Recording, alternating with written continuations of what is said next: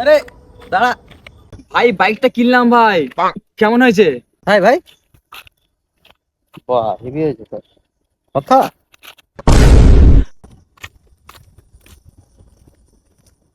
এ ভাই, এই রে।